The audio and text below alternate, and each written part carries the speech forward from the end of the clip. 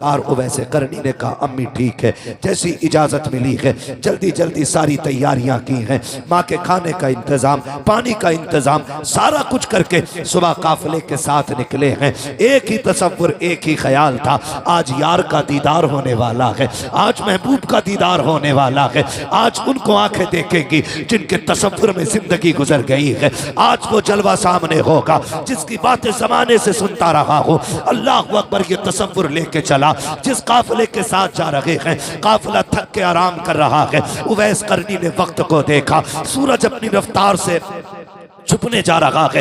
ख्याल आया, माँ ने कहा था बेटे उवैस सूरज छुपने से पहले आ जाना। ये सोच करके आपने अपना आराम त्याग दिया, काफिला तो ठहरा रह गया, आपने दौड़ लगाई है। चलते चलते मदीने की सरहद आ जाती है। बच्चों को खेलते देखा, कहते शहजादो आओ मेरे सीने से लग जाओ। बच्चों को चूम रहे हैं, सीने से लगा रहे हैं। लोग कह रहे थे अजीब दीवाना है, ये बच्चों से लिपट रहा है। आप कहते थे शहजादो तुम्हारे कदमों की खाक मेरे सर का ताज बन जाए, क्योंकि तुम उस शहर में रहते हो जिसमें मेरा महबूब रहता है, तुम उस शहर में सांसें रहते हो जिसमें मेरा यार सांसें लेता है। ये कह करके बच्चों को सीने से लगाते, प्यार करते, फिर कहते शहजादो बताओ मेरा महबूब कहाँ मिलेगा। किसी ने बड़ों की तरफ इशारा किया, कहा फला से बात करो, उनसे पूछा नबी कहाँ है। उन्होंने कहा मस्जिद नबी में मिलेंगे या हुजरा आयशा में मिलेंगे। चाहे दौड़ करके आप आए हैं, वक्त की किल्लत थी, आकर के आपने मस्जिद नबी के दरवाजे पर जैसी दरवाजा खोल करके देखा, हुजूर का जलवा नजर नहीं आया। फिर ख्याल आया आयशा सिद्दीका के हुजरे में होंगे। आवाज देकर कहते हैं उम्मुल मोमिनीन मुझे मुस्तफा से मुलाकात करनी है। अंदर से आवाज आती है कौन है। का परदेसी हो, का ठहर जा इंतजार कर ले, तू जिससे मिलने आया है वो अभी अभी बाहर जा चुके हैं। इतना सुनना था, वो वैसे करनी का कलेजा तड़प जाता है। कहते हैं क्या किया जाए। का कब तक आएंगे। का ये तो नहीं कहा जा सकता है, लेकिन थोड़ी देर में आ जाएंगे। सरकार को वैसे करनी बेकरार हो करके कभी मेहराब देख रहे हैं, कभी मिंबर देख रहे हैं, कभी मुस्तफा के खड़े होने के मुसल्ले पे निगाहें जाती हैं। फिर ख्याल आता है उम्मुल मोमिनीन आप साइड से हो जाइए। का किस लिए। का महबूब को तो न देख सका, महबूब के नीचे बिछने वाली चटाई को देख लो। जिस मसनत पे मेरा महबूब तकिए लगा के बैठता है, मैं उस मसनत को चूमना चाहता हूँ। उम्मुल मोमिनीन आयशा सिद्दीका फरमाती है जब उवैस अंदर आए थे, बाल बिखरे हुए हैं, मिट्टी लगी है पूरे कपड़ों पर, देखने में दीवाना लग रहे हैं। कभी दीवार चूम रहे हैं, कभी मेहराब चूम रहे हैं, कभी मिंबर से लिपटते हैं, कभी खजूर के सुतूनों से लिपट जाते हैं, कभी हुजूर के नीचे बिछने वाली चटाई को चूमते हैं। उम्मुल मोमिनीन कहती है अरे अगर इतना ही इश्क है तो इंतजार क्यों नहीं कर लेते। कहते मजबूरी है माँ, अगर वक्त होता पूरी जिंदगी उसकी राहों में बैठ के गुजार देता, लेकिन क्या करूं मजबूरी है। जब वो आ जाए तो मेरा सलाम कह देना। ये कह के उवैस रोते हुए पलटे हैं। तारीख गवाह है, इधर उवैस ने मदीना छोड़ा है, उधर मेरा नबी मस्जिद नबी में आया है। आके करीम ने कदम रखा है, आते ही लंबी लंबी सांसें ली है। जब लंबी सांसें ली है उमर अर्ज करते हैं या रसूल अल्लाह लंबी सांसों की वजह क्या है। आके करीम फरमाते हैं खुशबू बता रखी है, मेरा यार आकर के गया है, मेरा दीवाना आकर के गया है। आका किसकी बात कर रहे हो। कहते उम्मुल मोमिनीन बताओ तो सही कौन आया था। का आका वो जो आया था उसके बाल खुले थे, कपड़ों पे मिट्टी लगी थी, देखने में दीवाना लग रहा था और ऐसा आशिक था, कभी मिंबर से लिपट के रो रहा था, कभी चटाइयों से लिपटता था, कभी खजूर के सुतून से लिपटता था। आका मैंने उससे कहा था ठहर जा, अगर इतना ही प्यार है तो इंतजार क्यों नहीं कर लेता। कहते महबूब उसने ये कहा था अगर वक्त होता पूरी जिंदगी उसकी राहों में गुजार जाता।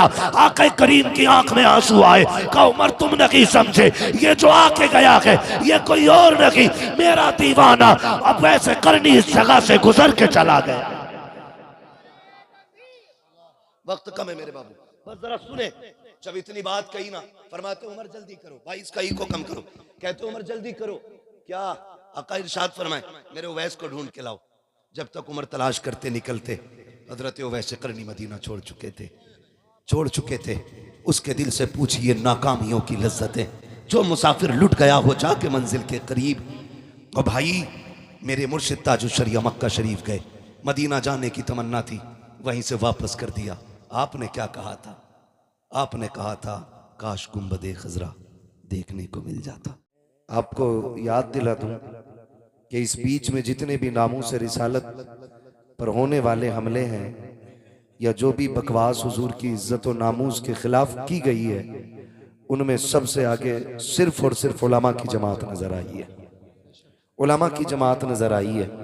आपसे इतनी गुजारिश है, इलेक्शन लड़ो, पूरी जिंदगी हो गई प्रधानी और ठेकेदारी चलाते चलाते, इस बार इतना कर लेना जैगम भाई, कोई भी वोट मांगने आए ना, उससे कह देना विकास न कर हमारा। जितनी सबको लाइट मिलेगी उतनी हमें मिल जाएगी, जितने टूटे रोड पे दुनिया चलेगी उतने पे हम चलेंगे। रह गई हाईवे की बात, तो ना तुम फ्री गुजरते हो ना हम फ्री गुजरते। पैसा तुम देते हो, पैसा हम देते। इस बार इलेक्शन विकास के नाम पे नहीं, हुजूर की नामूस के नाम पे होना चाहिए। हमारा वोट उस शख्स को जाएगा जो हमारे नबी की नामूस की हिफाजत की बात करेगा। ये ख्याल रखिएगा, हमारा काम लड़ना नहीं है इलेक्शन, ना हम आएंगे आपसे वोट मांगने के लिए। हमारा काम सिर्फ इतना है कि हमारा रिश्ता हुजूर से जितना मजबूत से मजबूत हो सके, उसे मजबूत से मजबूत तर बनाया जाए। समझेंगे ना इंशाअल्लाह। बाकी कोई भी बंदा आके कहे कि भाई मैं क्या क्या मिलता, बेरोजगार भत्ता है, कॉलोनी, ये तो नहीं बैठे, चुप बैठे है ना, कॉलोनी ये 70 वाली 3.5 लाख वाली दिलवा देंगे, लात मार देना।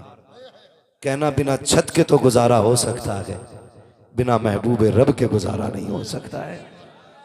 यही हमारा ऐलान रहना चाहिए। अगर हमारा वोट चाहिए तो विधानसभा में, संसद में हमारे नबी की नामूस की बात उठाओ, हमारे नबी की अजमत की बात करो और उन जबानों को ताले लगवाओ जो मेरे नबी के खिलाफ भौंकती है। वोट नहीं, हमारा लहू भी तुम्हारे लिए होगा। और अगर आप ये नहीं करते, सिर्फ 5 साल की सूखी रोटी का लालच लेके आए हो, तो मुंह पे मार देंगे तुम्हारे। इसलिए कि हम तुम्हारे टुकड़ों पे नहीं, हम अजमेर वाले के टुकड़ों पे पलते हैं। हम तुम्हारे टुकड़ों पे नहीं, अजमेर वाले के टुकड़ों पे पड़ते हैं। और तुम्हारी औकात क्या है, तुम हमें 5 साल पाल सको, तुम 5 सेकंड हमें नहीं पाल सकते हो। यह सिर्फ रब्बे कायनात की जात है जो पूरी कायनात को पाल रहा है। ये सिर्फ उसी की जात है जिसने कायनात को पाल रखा है। तो अपने उलमा का साथ देंगे इंशाअल्लाह, वादा करें इंशाअल्लाह। हमें सबसे बड़ा झूठा दलाल बन के आता है इलेक्शन, वो आके कहता कसम से चच्चा मेरा भरोसा करो, तुम्हारी गली पक्की जरूर होनी है। वो बिछने वाली ईंट से तो पक्की नहीं होती, वो गिरने वाली ईंट से जरूर पक्की हो जाती है। तो भरोसा नहीं, जरूरी है कि हम रोडों पे चलें। वो कहा था ना किसी ने, जो उनकी इज्जत पे आंच आई, हम अपनी इज्जत का क्या करेंगे। जब हुजूर की इज्जत नहीं रही तो फिर हम रोडों का क्या करेंगे यार। मुबारक हो तुम्हें पक्के महल्लात, हमें कच्ची झोपड़ी में हुजूर की इज्जत प्यारी लगती है। हमने आज तक अपने उलमा को नजरअंदाज किया, जिसके नतीजे में हमें ये दिन देखने मिलेंगे, ये दिन देखने मिलेंगे। अल्लाह ताला हमें अपने उलमा का एहतराम करने की तौफीक अता फरमाए। आज बड़े पीर की महफिल में बैठे हुए हैं।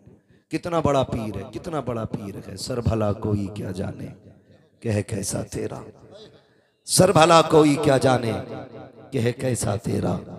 औलिया मलते हैं आंखें वो है तलवा तेरा, औलिया मलते हैं आंखें वो है तलवा तेरा। क्या दबे जिस पे हिमायत का हो पंजा तेरा, शेर को खतरे में लाता नहीं कुत्ता तेरा, शेर को खतरे में लाता नहीं कुत्ता तेरा। आज पूरी दुनिया के अंदर बगदाद वाले के नाम के चर्चे। आज यूं भी जैगम भाई महफिल हसीन लग रही है, क्योंकि अपने जद्दे अमजद की महफिल उनके शहजादों ने सजा रखी है। इसलिए भी महफिल प्यारी लग रही है कि बाप की महफिल शहजादों ने सजा रखी है, और इसमें जीनत बन के उनके चाहने वाले आए हुए हैं। वो कहा था ना, दुल्हा बनाए जाएंगे जब गौस हश्र में, हम कादरी भी जाएंगे उनकी बारात में, हम कादरी भी जाएंगे उनकी बारात में। बगदाद वाला कौन है, आलम अरवाह में भी वली है। मैं बहुत ज्यादा नहीं, इंशाअल्लाह उतनी देर बोलूंगा जितनी देर आप बर्दाश्त कर लें। और इसके लिए जैगम भाई के इशारे की ज़रूरत नहीं पड़ेगी। हम पलटते नहीं बेजान किताबों के वरक, हम वो पढ़ते हैं जो चेहरों पे लिखा होता है। अगर ये सोएंगे तो फिर मैं खुद सोने की दुआ पढ़ लूँगा, ठीक है ना? आप परेशान ना होना, ज़रा कह दें या रसूल अल्लाह। तो मुझे भी याद है, मैं सो जाऊं या मुस्तफ़ा कहते कहते, खुले आंख सल्ले, नीचे वाले भी नात पढ़ लिया करें। ये अल्लामा ज़ैगम साहब, वहाँ अबरार मिसबाही साहब, तहसीन साहब, ये जितने उलमा है ना सादात इकराम, ये आपसे भी कहते हैं, हम भी कहते हैं, आप भी पढ़ो। हमारा क्या फायदा है? हमारा बस इतना फायदा पढ़ने में, आपको जो नेकी मिलेगी ना उसके बदले में हमें भी मिलेगी, इतना हमारा है। लेकिन बड़ा फायदा क्या है? हम ये चाहते हैं कि सिर्फ मिंबर वाले नहीं, महफिल में जितने लोग बैठे सारे नात पढ़ा करें। क्यों? ताकि कयामत में जब हुजूर हसन को आवाज दें तो पहले मदीने का हसन आगे आए, फिर बरेली का हसन आगे आए, फिर सारे गुलाम पीछे पीछे चले आए, है ना? लाजिम ये नहीं है कि 4-5 दीवान पढ़ के निपटो तभी हसन बनो, है 3-4 कलाम पढ़ के हटो तभी आपका नाम सना खानों में आएगा। याद ना हो तो याद कर लो, जब मिस्र में हुस्ने यूसुफ की बोली लगी, अमीरों की तिजोरियां खुली, लोग हीरे जवाहरात लेके हुस्ने यूसुफ के खरीदार बन के खड़े थे ना, वहीं पे लोग तमाशाई बन के खड़े थे। उसी भीड़ में 5 शेर रुई का काता हुआ धागा लेकर के एक बूढ़ी भी आई थी। उसने हटो बच्चों का शोर बुलंद किया। नौजवानों ने कहा कौन है? जब मुड़ के देखा, बूढ़ी की गोद में रुई का काता हुआ धागा था, उसको दबा के बगल में आ रही है। नौजवानों ने कहा था दिखता नहीं भीड़ कितनी है, हम भी तो तमाशाई हैं। उसने कहा तुम तमाशाई हो लेकिन मैं खरीदार बन के आई हूँ, मैं खरीदार बन के आई हूँ। तब देखने वालों ने कहा था, हंसे, क्या खरीदने आई है? कहा जिसको सारे अमीर खरीदने आए हैं उसे मैं भी खरीदने आई। गौर से सुनिएगा, मैं कुछ बताना चाहता हूँ। वाकया तो सबको पता होगा जी, क्योंकि यूसुफ जुलेखा की मोहब्बत बुड्ढे बुड्ढे को पता है। क्या बात है, भले ही मसला अपनी बीवी से ना हो कतई, है ना? तो ये दास्तान सभी को मालूम, लेकिन ये बीच बीच में शेर पढ़ने का मसला बता रहा हूं। आधा मिसरा तुम पढ़ो, आधा हम पढ़े, उस बात को मैं समझा रहा हूं। उसने कहा था तू किधर? उसने कहा जहां अमीर आए हैं वहां हम भी आए हैं। कहा अपनी औकात देख और मिस्र का सौदा देख, अपना धागा देख, दीगर खरीदार देख। अजीजे मिस्र के हीरे जवाहिरात सारे चढ़ चुके हैं, लेकिन अभी यूसुफ के हुस्न का सानी तक ना बन सके हैं, हम पल्ला नहीं हो सके हैं। तू खरीदने आई है? उसने कहा हट पगले, जाने तो दे, लाइन में लगने दे। कहा लौट जा करेगी क्या? कहा अगर ना खरीद सकी कम से कम इतना तो हो जाएगा, खुदा कयामत में जब यूसुफ के खरीदारों को इज्जत अदा करेगा तो जहां अजीज खड़ा होगा वहीं पे ये गरीब बूढ़ी भी खड़ी हो जाएगी। सुभान अल्लाह। जरूरी तो नहीं है ना कि हम 2-3 दीवान पढ़ के तभी आशिक बनेंगे। मैं कहता हूँ खुदा की कसम, हल चलाओ फिर भी ये पढ़ो सबसे आला वो औला हमारा नबी। खेत में दाना डालो फिर भी ये कहो सरवर कहूं के मालिको मौला कहूं तुझे। आप जो काम करो हर काम में मुस्तफा की नात पढ़ते रहा करो, नात पढ़ते रहा करो। लहद में इश्क रुखे शह का दाग लेके चले, तेरे गुलामों का नक्शे कदम है रागे खुदा, वो क्या भटक सके जो ये सुराग लेके चले। तो रिश्ते मजबूत करें, रिश्ते मजबूत करें। मैं अर्ज कर रहा था सरकार गौसे पाक, पूरी दुनिया में बगदाद वाले की 11वीं का तज़किरा है, कहीं 17वीं है, कहीं 11वीं है, कहीं 27वीं है, कहीं 26वीं है। यही मेरे बगदाद वाले का चर्चा है। मैं थोड़ा सा बर्दाश्त करेंगे कड़वी दवाऊं, मैं बड़े अच्छे माहौल में भी नीम घोल देता हूं, मगर याद रखें दवा जितनी ज्यादा कड़वी होती फायदा उतना ज्यादा करती है। जिसे कड़वी दवा बर्दाश्त नहीं होती ना, फिर वो टेबलेट और खुराक से नहीं ऑपरेशन से ठीक हुआ करता है। दुआ करें अल्लाह हमारी बीमारी खुराकों से ही ख़त्म कर दे। हम सब अपने बारे में ये बात करते हैं, सरकारे बगदाद जो आलम अरवाह में भी वली, माँ के शिकम में भी वली, और पैदा हुए फिर भी वली, और ऐसा वली, ऐसा वली, ऐसा वली जिसने माँ की गोद में बैठ के कहा था, माँ कायनात पे माँ का एहसान होता है, तुझ पे मेरा एहसान है। माँ ने कहा था अब्दुल कादिर कौन सा? फरमाने लगी अम्मी एक एहसान तो तब किया था मैंने जब आप घर में अकेली थी और एक फकीर आया था, उसने भीख मांगी थी, आपने पर्दे की आड़ से ना उसको जब भीख देना चाहिए, आपके हाथ के सोने के कंगन देख के उसकी नीयत बिगड़ी और वो हाथ के कंगन छीनना चाहता था। आपने आवाज दी थी या रब मेरी मदद फरमा। अम्मी क्या हुआ था? कहा बेटे शेर आया था, फाड़ के रख दिया था। मुस्कुरा के कहते हैं अम्मी वो कोई जंगल का शेर नहीं, तेरा ही अब्दुल कादिर जिलानी आया था। है ये शान बगदाद वाले की है, ये शान बगदाद वाले की। तमाम जिम्मेदार उलमा तशरीफ फरमाए और हमारे सरों के ताज बैठे। एक बात कहूं, करामत ये इस्तिकामत का अजर होती है। जो हम शरीयत पर मजबूती से पाबंदी से अमल करते हैं ना, उसके इनाम में जो रब की तरफ से तोहफा मिलता है उसे करामत कहते हैं। हमने पूरी जिंदगी बगदाद वाले की करामतें सुनी और अल्लाह करे सुनते रहें, लेकिन साथ में इस्तिकामत पे भी गौर करना चाहिए था, उनकी जिंदगी को भी देखना चाहिए था। उन्होंने जो जिंदगी में मुजाहिदे किए और जिन मराहिल से वो गुजरे वो भी याद होना चाहिए। ये तो दुनिया जानती है कि बगदाद वाले को मुर्गा पसंद था, लेकिन ये भी तो याद होना चाहिए। फरमाते हैं जब मैं पढ़ने के लिए गया ना, मैंने एक एक महीने की भूख काटी है। आप इससे इल्म और उलमा का अंदाजा लगाइए। बगदाद वाला कहता मैंने एक एक महीने की भूख काटी, और कहते हैं ये हालत होती थी कि लोग मुझे मुर्दा समझ लेते थे, गुस्ल भी देते, कफन भी पहनाते। का जब जनाजे में लेटा के नमाज की तैयारी होती मैं बिस्मिल्लाह पढ़ के उठ के बैठ जाता था। इन मराहिल से भी बगदाद वाला गुजरा है। हमें सिर्फ मुर्गे याद है, हमें यह याद है कि उनको मुर्गों को जिंदा करना आता है, ये भी तो याद करें। फरमाते हैं कि हम घर से चले थे, माने 40 सिक्के दिए थे, 40 सिक्के। मैं जैगम भाई आज भी यहां के अटक जाता हूं कि जब चले तो मां ने कहा था अब्दुल कादिर झूठ ना बोलना। जो आलम अरवाह में भी वली है, मां के शिकम में भी वली है, और पैदा होने के बाद भी वली ही है, उससे मां कह रही है झूठ ना बोलना। इसमें क्या राज था? समझ में बात नहीं आती, आंखें अटक जाते।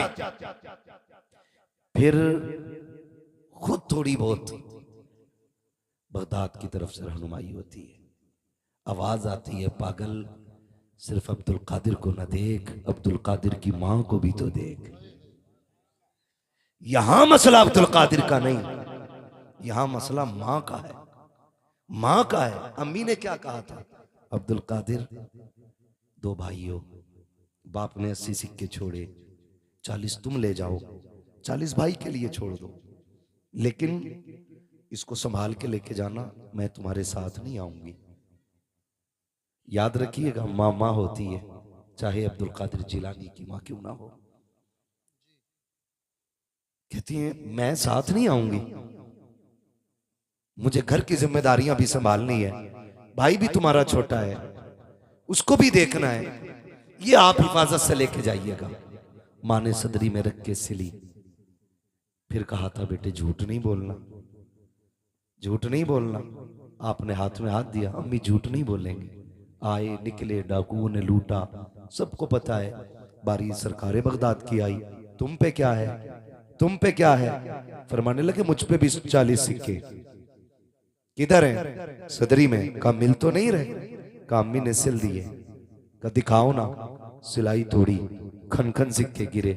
हैरत होती है, सिक्के गिरे ना, सरदार ने कहा था अजीब बच्चा है, झूठ बोल देता, ना कह देता हमें तो मिल ही नहीं रहे थे, झूठ बोल देता सिक्के बच जाते। बगदाद वाले ने कहा मैं झूठ बोल के सिक्के तो बचा लेता, लेकिन मां से किया हुआ वादा टूट जाता, मां से किया हुआ वादा टूट जाता। बगदाद वाला कहता है मां की जबान पर 40 तो क्या ऐसे 1000 सिक्के कुर्बान किए जा सकते हैं। आपसे इतना कहना चाहता हूं, जिस बगदाद वाले की दुनिया 11वीं खा रही है, जिसका सदका खा रही है, जिसके नाम पे हम लोग पल रहे हैं, उसने मां का एहतराम किस कमाल का किया है। आप जरा सोचे तो सही, आज कागज के सिक्के होते, कागज के पैसे होते हैं, कल सोने के पैसे होते थे।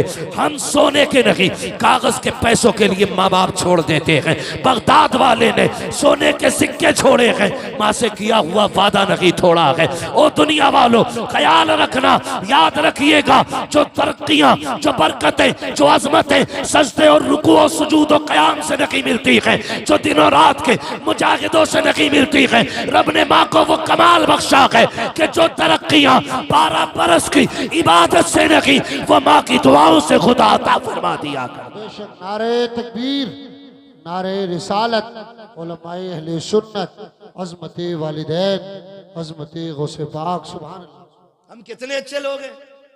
बगदाद वाला कहता मेरी माँ का वादा टूट जाता। हम खाने पे बैठे, जैगम भाई ये सबका हम सबका हाल है, खाने पे बैठे, अचानक फोन की घंटी बजी, सरकारी प्लेट, अम्मा कहते रुक बेटे खाना खा जा। माँ, पुराने लोग ना एक बात कहते हैं कि कभी आगे खाना छोड़ के नहीं उठना चाहिए। ये बड़े बूढ़ों की बातें और काफी हद तक सच होती हैं इनकी बातें, इसलिए कि इन्होंने पढ़ करके नहीं, इन्होंने देख कर और सीख करके कहा है। बेटा उठा, माँ ने हाथ पकड़ लिया, बेटे खा के जा, खा के जा। हम कहते नहीं बस अभी आ रहा हूं। माँ बैठी रह गई, हम आ गए। क्या कर रहा था यार? खाना खा रहा था, हाथ भी नहीं धोए, हाथ तो धो लेता। कम्मी पीछा करती रह गई, कहा क्या कह के आया? अम्मा को बेवकूफ बना दिया। 2 मिनट लगे। नादान, माँ को बेवकूफ न कहे। खुदा की कसम खा के कहता हूँ, आज भी जिस बीमारी को मशीनें, चेकअप और बड़ी बड़ी लैबों में ले जा करके परखा और जांचा जाता है ना, मां नजर डाल के बेटे की उस बीमारी को पकड़ लेती है। आज भी मां औलाद के लिए सबसे बड़ा तबीब होती है, सबसे बड़ा हकीम मां होती है। और समझने की कोशिश करें, दोनों बातें आ जाएंगी। बहुत बड़ा नाम तारीख में सरकार वैसे करनी का है। इतना बड़ा नाम, इतना बड़ा नाम कि आपको खैरुत ताबईन कहा गया है। हाँ, ऐसा आशिक खुदा की कसम मिल ही नहीं सकता, नजर ही नहीं आता ऐसा आशिक। एक दिन मेरा नबी मिंबर पे आया, फरमाया सहाबा मेरा एक गुलाम है, नाम वैसे करण का रहने वाला है, लेकिन रब उससे प्यार करता है, वो रब से प्यार करता है। और रब का इतना प्यारा है कि वो जब वो कुछ ठान लेता है तो रब को मनवा लेता है। ये मेरे नबी ने बात की है, मेरे नबी ने बात की है। या रसूल अल्लाह कौन है? का मेरा चाहने वाला है। हुजूर आपसे इतना प्यार करता, कभी आया नहीं? मेरे नबी ने फरमाया मजबूरी है उसके आगे, उसके घर में माजूर माँ है। माजूर कैसी? उसको दिखता नहीं है और वो उसे छोड़ नहीं सकता है। वो माँ को नहीं छोड़ सकता, माँ उसे नहीं छोड़ सकती। वो मुझसे बड़ा प्यार करता है।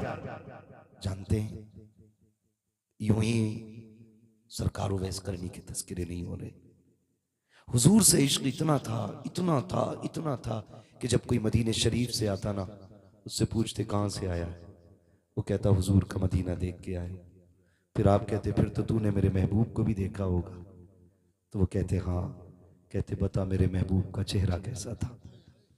जब ये बातें होती उनकी आंखें बरसती। बता वो बोलते हैं तो कैसा लगता है, जब वो बातें करते हैं तो लब कैसे लगते हैं? का जब उनकी पलकें उठती हैं तो फिर तो गैरत के पर्दे खुदा की कसम कैसे लगते हैं वो। तो जुबाने वाला देखता, फिर हुजूर की बातें करता। आप ऊँटनी का दूध निकालते, उसको पिलाते और कहते जितनी देर लगे ना मेरे हुजूर की बातें बताता रहे, मेरे हुजूर की बातें बताता। जब आपसे ये बात होती और सारी बातें हो जाती, वो चला जाता। फिर कहते काश मैं भी हुजूर की बारगाह में जाता, काश मैं भी हुजूर की बारगाह में जाता। आप घर आए, मां के पैर दबा रहे, और मां के पैर दबाते दबाते आंख से आंसू का कतरा गिरा।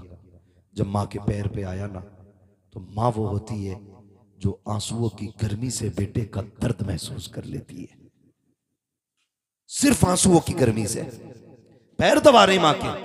मां तो नाबीना है, जैसी आंसू का कतरा गिरा ना, मां कहती है लालू वैस क्या बात है, खैर तो है ना, आज बड़ा बेकरार लग रहा है। रो के कहते अम्मी आज इश्क रसूल में ऐसा दर्द है सीने में, अगर मैं मदीने न जा सका तो कलेजा फट जाएगा। अम्मी काफिला मदीने जा रहा है, इजाजत दे तेरा लाल भी महबूब को देखना चाहता है। जब माँ ने बेटे के आंसुओं का एहसास किया, कहने लगी चल ठीक है बेटे जा तो रहा है, लेकिन वादा कर सूरज छुपने से पहले पहले आ जाना है, पहले पहले आ जाना है। सरकार उवैसे करनी ने कहा अम्मी ठीक है, जैसी इजाजत मिली है जल्दी जल्दी सारी तैयारियां की हैं, माँ के खाने का इंतजाम, पानी का इंतजाम सारा कुछ करके सुबह काफिले के साथ निकले हैं। एक ही तसव्वुर, एक ही ख्याल था, आज यार का दीदार होने वाला है, आज महबूब का दीदार होने वाला है, आज उनको आंखें देखेंगी जिनके तसव्वुर में जिंदगी गुजर गई है, आज वो जलवा सामने होगा जिसकी बातें जमाने से सुनता रहा हो। अल्लाह अकबर, ये तसव्वुर लेके चला। जिस काफिले के साथ जा रहे हैं, काफिला थक के आराम कर रहा है। उवैस करनी ने वक्त को देखा, सूरज अपनी रफ्तार से छुपने जा रहा है। ख्याल आया, माँ ने कहा था बेटे उवैस सूरज छुपने से पहले आ जाना।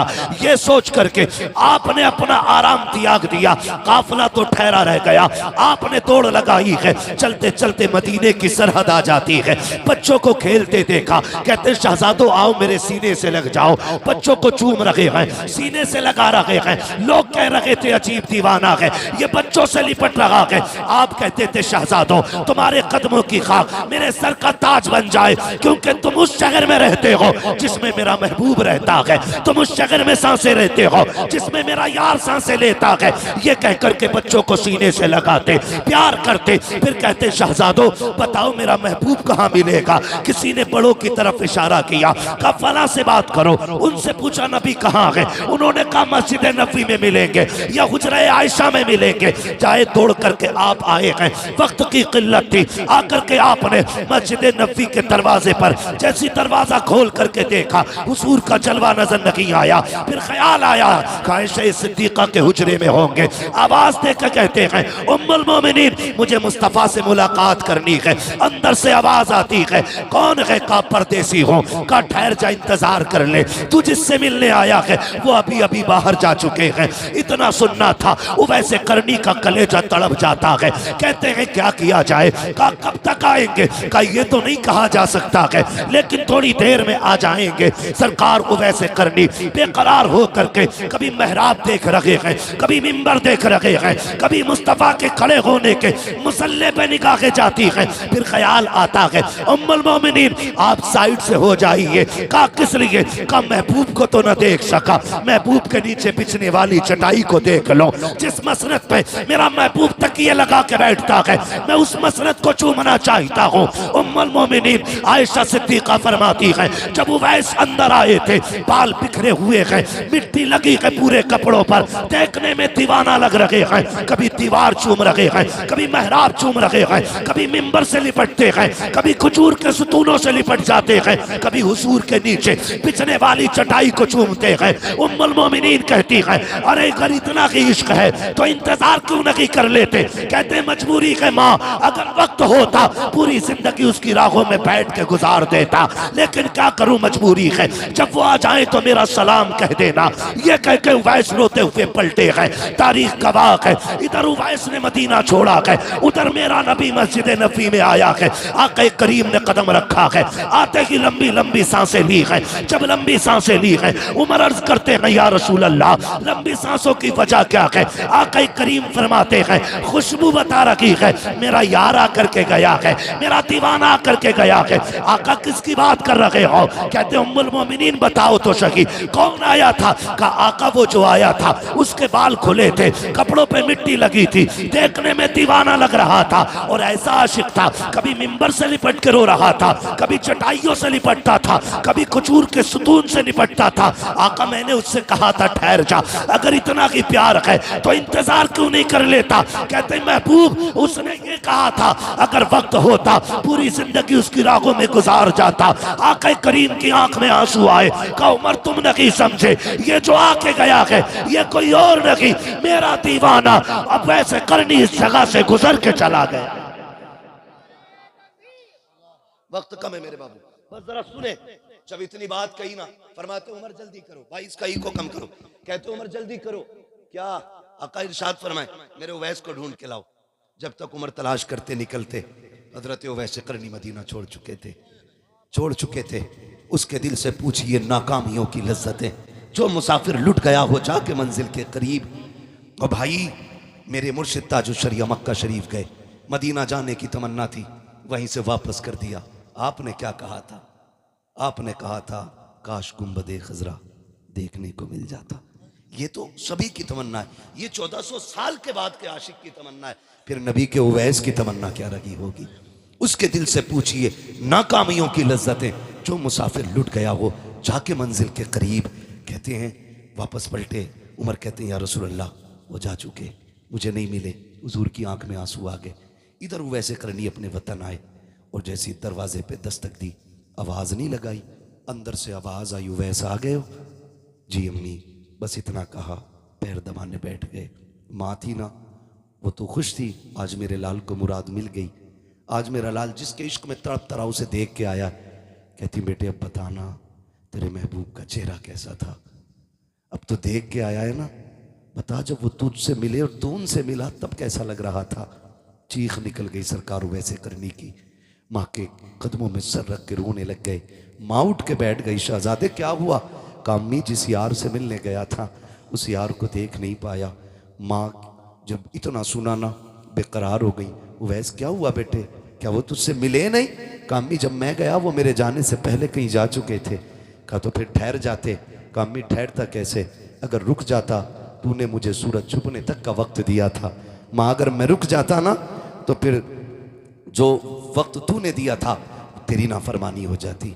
माँ मैंने तेरी रजा के लिए महबूब का दीदार कुर्बान कर दिया। जैसे इतना कहा माँ ने ना, आ मेरे करीब आ मेरे लाल, बुलाया सरकार वैसे करनी को, गोद में रखा लाल का सर और देखो माँ माँ होती है। उसके बाद आंचल उठा के कहा था मेरे मालिक तू जानता है ना मेरा उवैस तेरे महबूब को देखने गया था और इसने मेरी रजा के लिए अपनी मोहब्बत की कुर्बानी दे दी है। मालिक मैं अपने उवैस से राजी हूँ, तू भी मेरे उवैस से राजी हो जा। उवैसे करनी कहते हैं। उसके बाद माँ ने उठाया, सीने से लगाया, कहा सुपोच ले लाल, सारा जमाना मदीने वाले की बातें करेगा, मदीने वाला अब मिंबर पे तेरी बातें करता रहेगा। सुभान अल्लाह सुभान अल्लाह। और ये दुनिया ने देखा। फिर मेरे नबी ने मिंबर पे खड़े होकर कहा था सहाबा तुम में से कोई उससे मुलाकात करे ना तो मेरा कुर्ता देना और उससे कहना मेरी उम्मत के लिए दुआ कर दे, मेरी उम्मत के लिए दुआ कर दे।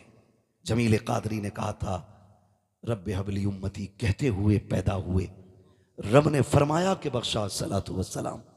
जिंदगी की जाहिरी आखिरी सांस तक मेरे नबी को उम्मत का गम सताता रहा।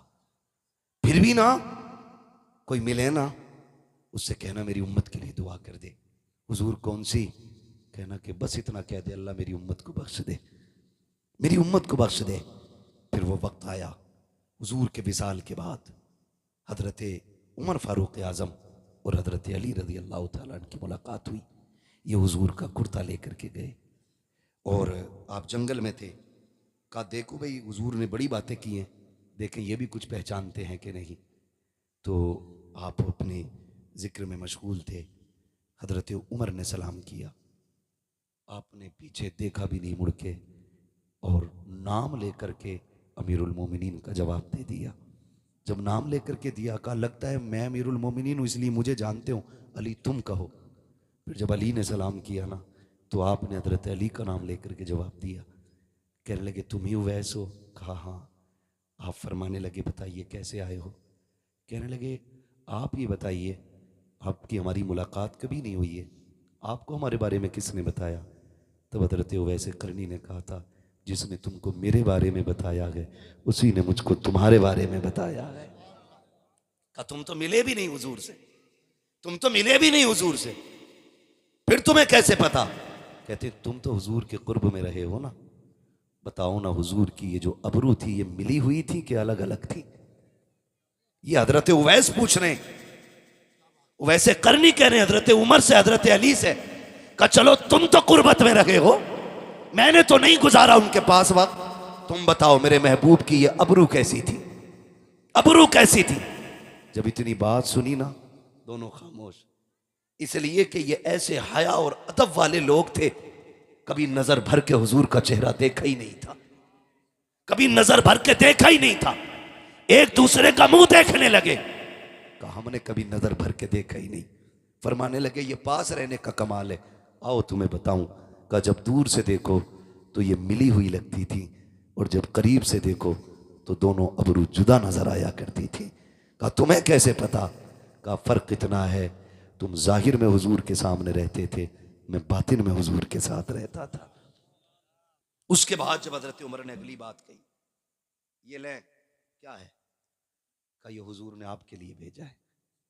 बस खुदा की कसम फिर मंजर ये अलग था, उसको सर पे रखा, कहने लगे मेरे लिए, जी आपके लिए। आंखों में आंसू आ गए। और कुछ भी कहा मेरे नबी ने, कहा मेरे उवैस से कह देना वो मेरी उम्मत के लिए दुआ कर दे। कहते हैं फिर कहो क्या कहा, मेरे उवैस से कह देना मेरी उम्मत के लिए दुआ कर दे। हाँ मेरे उवैस से कह देना मेरी उम्मत के लिए दुआ कर दे। उवैस करनी की चीख निकल गई, मैं और मेरी औकात इतनी कि वो अपना कह के आवाज दे रहे। कहा चाहिए क्या। कहा हुजूर ने उम्मत की दुआ की दरखास्त की कि कह दे मेरी तरफ से मेरी उम्मत के लिए दुआ कर दे। खुदा की कसम तारीख गवाह है, उवैस करनी ने जुब्बा जो है रखा जमीन पे, सजदे में आ गए, कहते हैं अल्लाह मेरे महबूब की उम्मत को बख्श दे, उम्मत को बख्श दे। आवाज आती है उवैस प्यारे महबूब का दिया हुआ तोहफा तो पहन ले, हम वादा करते हैं बनु कलाब की बकरियों के बालों के बराबर तेरे महबूब की उम्मत बख्शेंगे। कहते नहीं मालिक मैं अब भी राजी नहीं हूं, मैं जुब्बा तब पहनूंगा जब तू और उम्मत बख्शेगा। आवाज आती है आधी उम्मत बख्श दी है, अब तो पहन ले। कहते मालिक और बख्श। आवाज आती है उवैस सर उठा ले, आधी उम्मत तेरी दुआ से बख्शेंगे, आधी उम्मत अब्दुल कादिर जीलानी की दुआ से बख्शी जाएगी। अल्लाह अर्ज करते मालिक ये अब्दुल कादिर कौन है। आवाज आती मेरी महबूब की उम्मत में शहजादा पैदा होगा। जिस तरह नबियों में मैंने महबूब को कमाल बख्शा है, उसी तरह मैंने वलियों में अब्दुल कादिर जीलानी को कमाल बख्शा है। आधी उम्मत तेरी दुआ से, आधी अब्दुल कादिर की दुआ से बख्शी जाएगी। मुकद्दर के धनी हैं हम लोग, किस्मत वाले हैं कि हमें सरकार बगदाद का दामन मिला है। आज भी ना बरेली शरीफ से यही आवाज आती है, कादरी कर कादरी रख कादरियों में उठा, कदर अब्दुल कादिर कुदरत नुमा के वास्ते। पूरी जिंदगी सरकार बगदाद की आप पढ़ लें, वो मेरे नबी के जमाल का मजहर भी हैं, कमाल का मजहर भी है। जमाल का मजहर खुदा की कसम बेहद खूब रू, कमाल का मजहर हुजूर आए, आते ही हुजूर ने सजदा किया, गौसे पाक आए, आते ही गौसे पाक ने रोज़ा रखा, रोज़ा रखा। हुजूर ने आते ही सजदा किया, सरकार गौसे पाक ने आते ही रोज़ा रखा। ये हुजूर के कमाल के मजहर। और फिर आदतें देखें, आता है फ़कीरों पे उन्हें प्यार कुछ ऐसा, खुद भीख दें और ख़ुद कहें मंगते का भला वो। माफ़ कीजिएगा आज हमारे रवैये बड़े अलग हैं। हम ना ज़कात भी रमज़ान की देते ना, ज़कात तो वो भी कैमरे के सामने ला के देते, जबकि वो हमारा नहीं है। ज़कात हमारा नहीं है, माल वो अल्लाह का जो हमने निकाला है, तो उसको दिखाने का तो कोई हक ही आपको नहीं पहुंचता। हम ज़कात भी दिखा के देते हैं। बगदाद वाले की ज़िंदगी पढ़ें, हमेशा दूसरों के काम आते रहना, यही बगदाद वाले के चाहने वालों की पहचान होनी चाहिए। पहचान होनी चाहिए, सीधी सी बात है। सरकार बगदाद रज़ी अल्लाह ताला, आप कहीं जा रहे हैं, दरियाए नील आपको पार करना था, आपने देखा एक शख्स ना खड़ा हुआ किनारे पे रो रहा है, किनारे पे खड़ा रो रहा है। आपने पूछा बात क्या है? उसने कहा हुजूर दरिया पार करना था, किराया नहीं है, और ना कश्ती वाले ने ना मार के भगा दिया। आपने वहीं खड़े खड़े शागिर्द को हुक्म दिया, कहा मेरे दरसगाह में सोने के सिक्कों की थैली रखी है, वो उठा के ला। शागिर्द गया, ला के थैली दी, हुजूर ये ले। आपने वो ली, कश्ती वाले को दी कि ये ले। उसने कहा हुजूर ये किस चीज़ की? फरमाने लगे इस गरीब को तूने इसलिए दरिया पार नहीं कराया कि इसके पास किराया नहीं था, ये सारे ही रख ले। आज के बाद कोई भी गरीब आए ना, उससे किराया ना मांगना, उसे अब्दुल कादिर के पैसे से दरिया पार कराते रहना। ये उन लोगों के लिए जिन्हें हम ये कहें कि उनके लिए अजनबी, जिनसे खून का रिश्ता नहीं, उनके लिए इतनी मेहरबानी। आज ना 11वीं तो हम करते हैं, बुरा मत मानना, 11वीं तो हम करते हैं, लेकिन 11वीं पे सिर्फ हमारा ही हक होता है और किसी का नहीं। हम 1100 रुपए का जर्दा बनाएंगे लेकिन सिर्फ खुद ही खा लेंगे। मेरे भाई कभी ऐसा भी तो कर कि तेरे घर में 11वीं के 11 रुपए की भी न्याज हो ना, तो पहले अपने बच्चों को नहीं, जरूरतमंदों को खिला, बच जाए फिर अपने बच्चों को खिला, फिर देख बगदाद वाले का करम होता है कि नहीं। लोग कहते हैं हर साल करता हूं 11वीं, मुसीबतें पक्की आ रही हैं फिर भी बराबर 1100 रुपए जेब में पड़े ना तो निकालेगा 11 ही रुपए। भाई किस किताब में लिखा 11 ही रुपए दो? ये क्यों तो कह रहा है 11वीं की निस्बत से 11 ही दिए जाते, तो 1100 में भी तो 11वीं की निस्बत है, 11,000 में भी 11वीं की निस्बत है, और 11 लाख में भी 11वीं की निस्बत है, तो 11 ही रुपए क्यों? सस्ता छूटना चाह रहा है। जिनकी 11वीं कर रहा है उन्हें तेरी जेब का भी पता है, तेरी कुठिया का भी पता है। उन्हें पता है 1100 पर्स में रखे और 11 जेब में रखे थे, 11 ही निकाल के दिए। माफ कीजिएगा कुछ जगहों पे चलन है 11वीं के दिन चंदे का, होता है कि नहीं? मस्जिदों में पैसे इकट्ठे कर लेते हैं। सैयद साहब किबला 10 रुपए तो भेजता घर से, 11 रुपए, और जोहर में जाके कहता लड्डू ही लियो। एक लड्डू कितने का?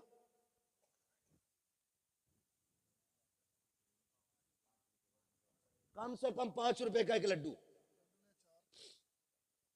इतने छोटे छोटे छोटे सारे सैंपल मस्जिद के गेट पे। रुपए दिए 10 11 और लेने बच्चे आगे 5, छठा अब्बा, और फिर कह रहे अच्छा 11वीं के पैसे मान लिए, लड्डू पूरे नहीं पड़े। खुद बता 10 दे के 5 लेके जा रहा है, अब इसमें करामत क्या करेगी? ये तो खुलेआम लूट है। या तो ये कहे जितना पैसा है वो शे मंगाओ जो सबको मिल जाए। जरूरी नहीं खाना भी लड्डू ही है, देगा भी 11 ही रुपए और बच्चे सारे लाएगा। लड़ाई कई इमामों की छुट्टी हो गई, गलत नहीं कह रहा हूं, ऐसे भी हुआ है। ये गमियां खत्म करें। ऐसा भी हुआ है कोई आया कि 5 रुपए कल्लन ने दिए, तो वो 5 रुपए का ऐलान हो गया, बाद में आया नहीं जी कल्लन नहीं मैंने मल्लन बोला था, तो फिर वो मल्लन के 5 चढ़ गए, तो 5 रुपए एक ही आया ऐलान। कितनी बार हो गया ऐलान? बोले जरा, आप बोल सकते हैं ना, मुंह में गुटखा तो नहीं है किसी के। बगदाद वाले की महफिल है, मुंह साफ करके बैठा करो, वरना ऐसा थप्पड़ मारेंगे कयामत तक नस्लों में दांत नहीं जमेंगे। क्योंकि अलहामा कह रहे गौस वो तीखा तेरा, मर के भी चैन से सोता नहीं मारा तेरा। महफिलों का अदब किया करो। बगदाद वाले की महफिल है, हल्के में मत लेना, तकरीर के बीच में चील बोल जाए, पट्ट से नीचे खत्म। और फिर जब जलाल से बाहर निकले, इसे क्या हो गया? क्या आप ही ने तो कहा था कि ये चुप क्यों नहीं होती है? कहा मर गई? कहा फरमाया कुम बेइज़्निल्लाह। तो मसला यही है। तो ये ना किया करें, ये बिल्कुल ना किया करें। 2 बार ऐलान हो जा तो कुछ इतने बड़े फित्ती ने कापी लेके बैठे रहते हैं घर।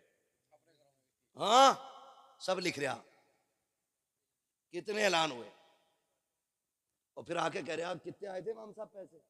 इमाम साहब ने कहा 713 रुपए। कह रहा एक बार और जोड़ लो।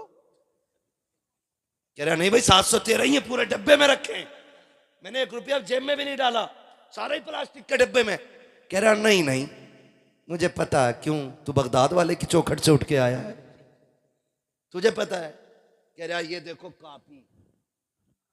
फिर निकाला इसने नामा अमाल और अपना जुर्म डाल दिया इमाम की खोपड़ी है। 10-5 इधर उधर हो गए। अगर ये नाम भूल गया तो कह रहा बरकत है इमाम साहब के ऐलान में, नाम कम थे पैसे ज्यादा निकले, तो फिर करामत हो गई इमाम की। और अगर इमाम ने कोई नाम दोबारा बोल दिया और रुपया कम निकला तो फिर आफत आ गई इमाम की। तो ऐसे लोगों से भी बचें, ये रवैये गलत है। अल्लाह ने तौफीक दी हस्ब हैसियत 11वीं कर, और फिर देख अल्लाह कितनी बरकतें अता फरमाता है। नाम के लिए नहीं, काम के लिए 11वीं करें, काम के लिए 11वीं करें, नाम के लिए नहीं, दिखावे के लिए नहीं। कहीं भी चले जाओ, आके ना जो 11वीं कराता है ऐसा बैठता है, कुछ भी नहीं होता और लगा है सैयद साहब आए। हाँ, ऐसे हजरत आगा सदरी पहन के पगड़ी बांध के, उतने हम पे भी कपड़े नहीं होते जितने उस थलुए पे होते। ऐसा कौन है? यही है मालिक। वो चाहते मेरे खुतबे पढ़े जाएं, नहीं ऐसा नहीं। बगदाद वाले के नाम का लंगर है, आका बन के नहीं, नौकर बन के खिला, नौकर बन के खिला, तमाशा ना बना। जब भी कोई पूछे क्या गए, अपना कुछ नहीं, सारा ही बगदाद से आ रहा है, सारा ही बगदाद से आ रहा है। खाते हैं तेरे दर का, पीते हैं तेरे दर का, पानी है तेरा पानी, दाना है तेरा दाना, है तेरा दाना। लेकिन मैं जो अर्ज कर रहा था आपसे, मैं कह रहा था थोड़ा सा दिलों में कुशादगी लाइए, कुशादगी। दिल बड़े तंग हो गए। 11वीं भी करेगा ना तो अपनी बाल को बांट दे बैठा के लाइन से, ताकि बांटने का भी मजा आ जाए और घर के घर में भी रह जाए। हाँ, बाहर भी ना जाए और शोर भी हो जाए, लाओ भी मुझे दे दो, मुझे दे दो, पूरे मजे घर में ले रहा है। ये नहीं, दिलों में जगह पैदा करो। 11वीं के अलावा भी अगर आपके दस्तरखान पे किसी के लिए जगह है तो समझ लेना रहमत के दरवाजे खुले हुए हैं, रहमत के दरवाजे फिर भी खुले हुए हैं। अभी कुछ दिन पहले की कहानी है, हम ना कंजूस तबीयत हो गए। डॉक्टर को 1 लाख दें, 5 लाख दे देंगे, अपने सगे रिश्तेदारों को 5 पैसे देने तैयार नहीं। डॉक्टर को 5 लाख भी दे देंगे। एक बंदे को अभी ब्लड कैंसर हुआ, नापास कर दिया गया। उसके बाद बहुत सारी प्रॉपर्टी थी, उसने सोचा लगाओ आग अभी से। वैसे 2.5 महीने का वक्त है हमारे पास जीने के लिए, बहुत गौर से सुनिएगा। कितने दिन का? 2.5 महीने का। जब आया ना, उसने सारी संपत्ति बेच दी, 2.5 महीने तो जीना ही है। आया अपने वतन आया, जब रिश्तेदारों में खानदान में आया ना, तो अपने बच्चों को पता चला कि बाप ने बिजनेस खत्म कर दिया, सब कुछ बेच डाला है। अपने बच्चे ना बातें करने लग गए, क्या करने आया? उसको ना पहली रात में इतना बोझ महसूस हुआ, अपनों ने उसके खिलाफ ऐसी बातें की, उसे लगा कि वो अपनों पे नहीं जमीन पे आप एक बोझ बन के रह गया है। उसने फैसला कर लिया कल फिर जाना है। टिकट निकाला, निकालने के बाद फिर वापस पलटना था उसे कि ऐसे अपनों से तो वो गैर बेहतर थे जो कम से कम ताने तो नहीं देते हैं, कहीं ने मेरी 2 वक्त की रोटी भारी लग रही है। ये सोच करके उसने टिकट निकलवाया। अब वो अपनों में बैठना भी नहीं चाह रहा है, सोचा रात कहाँ गुजारूं, रात कहाँ गुजारूं। इस ख्याल से वो बेदीवानापन में बाहर इधर उधर टहलता रहा। मौसम चूंकि बारिश का था, जब बारिश का मौसम देखा, बारिश के मौसम में एक मकान की छत के बगल में छुप के बैठ गया। उस मकान के अंदर से खटखट की आवाज़ें आती रही। जब बहुत देर तक आवाज़ बर्तनों की आई, उसने जाके दरवाज़ा खटखटाया। अंदर से यतीम बच्ची निकली। उसने कहा जनाब क्या बात है? कहा आप यहाँ कैसे? कहा बच्ची पूछना ये था, बात क्या है पूरी रात बर्तन बजते रहे। बच्ची ने आंख में आंसू भर के कहा हम यतीम हैं, हमारा कोई वारिस नहीं है, जब से बाप गया है कोई देखने वाला नहीं है, माफ़ कीजिएगा आपकी नींद उड़ाना मकसूद ना था। जब बारिश आई है हमारी छत इतनी जगह से टपक रही थी कि बर्तन कभी यहाँ लगाते थे कभी वहाँ लगाते थे। हम ठहरे गरीब लोग, इतने बर्तन भी ना थे कि एक वक्त में सब जगह लगा दिए जाते। बच्ची ने रो के इतना कहा, उसको ख्याल आया, जब नजर उठा के देखा वो बच्ची कोई और नहीं, उसकी अपनी सगी भांजी थी। रात के सन्नाटे में सगी भांजी को उसने देखा, पहचान तो यूं नहीं पाया था क्योंकि बरसों से परदेश काटा था, कभी अपनों में आने की फुर्सत नहीं मिली थी। फिर ख्याल आया सगी भांजी है, कोई सर पे साया न की है। उसने बगन के घर आने की इजाजत मांगी, अंदर गया, घर टपक रहा है। उसको ख्याल आया 2.5 महीने की जिंदगी है, इतनी दौलत का क्या करूंगा, क्यों ना ये काम किया जाए, कम से कम अपनों के लिए ये मकान बना जाऊं। ये सोच करके उसने अगले दिन बुलाया तामीर करने वालों को, मेहमान बुलाए गए और उसने कहा काम रुकना नहीं चाहिए, मेरे पास 2.5 महीने का वक्त है, उससे पहले पहले मेरी बेवा बहन का मकान बन जाना चाहिए, यतीम भांजियों का इंतजाम हो जाना चाहिए। तारीख गवाह है 2.5 महीने का वक्त डॉक्टरों ने दिया है, दिनों रात काम चलता रहा, 6 महीने हो गए, मौत नहीं आई है, जिंदगी बेहतर होती जा रही है, काम भी बंद नहीं हो रहा है। जब 7 महीने गुजर गए, ख्याल आया कुछ पैसा परदेश में रह गया था वो भी लेके आ जाता हूँ ताकि अपनों पे लगा दूं। जब वतन से बेवतन हुआ, परदेश गया, डॉक्टर से मुलाकात हुई, कहा यार तू जिंदा कैसे है, तू तो लास्ट स्टेज पे था, तुझे मर जाना चाहिए था। उसने कहा क्या कह रहे हो? कहा हाँ 2.5 महीने से ज्यादा तेरी जिंदगी नहीं है। कहा मैं कल भी ठीक था, आज भी ठीक हूँ। जब चेकअप किया गया कोई बीमारी नहीं थी। कहा कौन से दवा की है? उसने कहा तुम्हारा इलाज दुनिया के तबीब करते हैं, हमारा इलाज रब के हबीब ने कर डाला।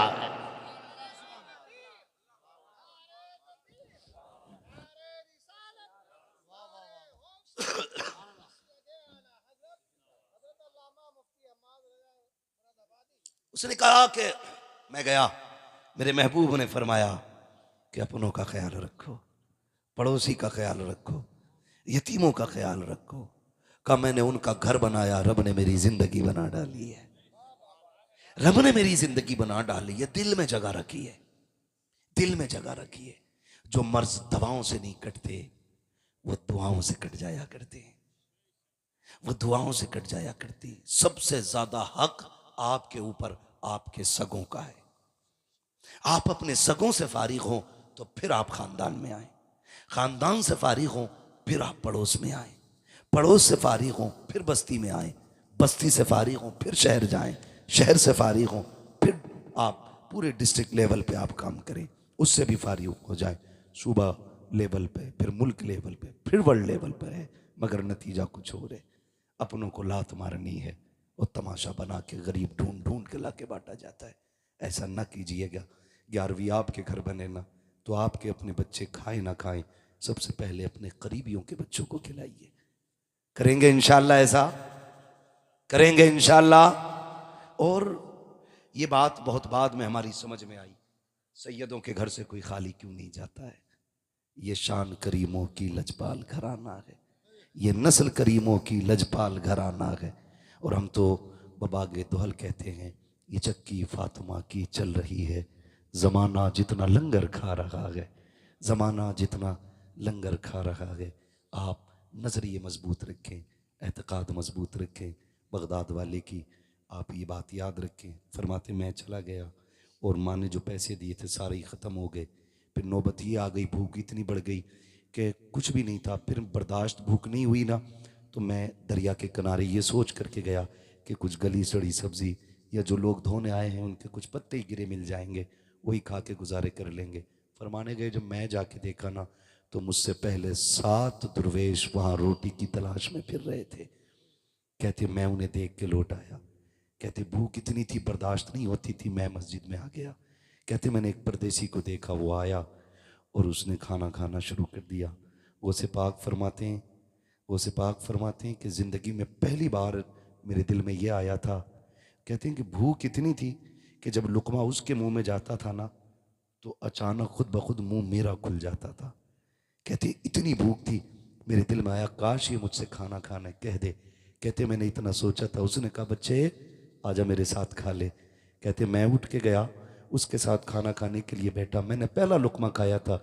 उसने कहा बेटे मैं परदेसी हूँ, मैं परदेसी हूँ, लेकिन मेरी एक गुजारिश है। आप फरमाते। मैंने कहा क्या? कहा तुम यहीं रहते हो? कहा हाँ मैं पढ़ता हूँ। कहा फिर तो तुम अब्दुल कादिर को जानते होगे। कहा काम क्या है? कहा उसकी माँ ने भेजा है, उसके सोने के सिक्के साथ उसके घर से लेके आया था मैं उसके घर से माँ ने कुछ पैसे भेजे, वो लेके आया हूँ और उनको देना है। मैं काफ़ी मेहनत से तलाश कर रहा हूँ, मिले नहीं, तो मेरे तो पैसे ख़त्म हो ही गए, मेरा भी ज़्यादा राह ख़त्म हुआ ना, मैंने उनके पैसों से खाना ले लिया है। गौसे पाक फरमाते हैं रब के शुक्रिया में मेरी आंख में आंसू आ गए। मैंने कहा वाह रे मालिक, दिल भी गया तो अपनी पैसों के खाने पे गया है, किसी गैर के पैसों के खाने पे नहीं गया। दिल भी गया है तो अपनों के पैसे, अपनी पैसे पे गया। खा के फारिग हुए, फरमाने लगे अब बताओ बात क्या है? कहा अब्दुल कादिर से मिलना है। मुस्कुरा के कहते हैं जिसकी तलाश है वो मैं ही अब्दुल कादिर जिलानी हूँ, मैं ही हूँ। उसने कहा हुजूर जनाब आप मेरे साथ खाते रहे और आपने मैं नाम लेता रखा, आपने एक बार भी नहीं कहा कि मैं ही हूँ वो। कहने लगे सुनो, अगर हम बता देते तो गैरत से शायद तुम्हारा हाथ लुकमों से रुक जाता, तुम्हारा हाथ रुक जाता। कहते हम हुजूर के शहजादे हैं, हम किसी को जलील करने नहीं आए, हम तो जलीलों को इज्जत देने के लिए आए हैं। फरमाने लगे फिर आपने कहते हैं वो पैसे लिए जितने माँ ने भेजे थे सारे ही जाके बांट दिए, सारे ही बांट दिए उनमें जो पहले से भूखे घूम रहे थे। ये शान इनकी है। लोग कहते हैं बगदाद वाला कैसे दिलवा देता, उसने सब कुछ लुटाया तब उसको सब कुछ मिला है, सब कुछ लुटा दिया उसने, क्या रखा है? कुछ भी नहीं। 40 साल इशा के वजू से फजर की नमाज पढ़ी है, 15 साल एक पैर पे खड़े होकर के हर रात पूरा कुरान पढ़ते थे। हैं ऐसी रियाजतें नहीं मिलती हैं। बस यूं समझें मेरे इमाम ने कहा था क़यामत के हवाले से तेरी सरकार में लाता है रज़ा उसको शफ़ी जो मेरा गौस है और लाडला बेटा तेरा। बगदाद वाले ने बांटना सिखाया है, हम भी इंशाअल्लाह बांटा करेंगे। बगदाद वाले ने ज़रूरतमंदों की ज़रूरत पूरी करना सिखाई है, हम भी इंशाअल्लाह ज़रूरतें पूरी करेंगे इंशाअल्लाह। कोशिश ये करेंगे दूसरों के काम आ जाएं। हम अक्सर कहते हैं उजाले अपनी यादों के हमारे साथ रहने दो, न जाने किस गली में ज़िंदगी की शाम हो जाए। ये महफिल नूर जिंदाबाद, महफिल नूर पाइंदाबाद। बस जो हुए अगलात उनको माफ़ फरमाए रब्बे कायनात। ज़िंदगी ने दिया साथ फिर होगी मुलाकात, चमन रहा फूल खिलेंगे, ज़िंदगी रही फिर मिलेंगे। मुसाफिर हैं हम भी, मुसाफिर हो तुम भी, किसी मोड़ पर फिर मुलाकात होगी। फ़कीरान आए सदा कर चले, सदा खुश रहो ये दुआ कर चले। सारे लोग कलमा शरीफ पढ़ लीजिए, ला इलाहा इल्लल्लाह मुहम्मदुर रसूलुल्लाह।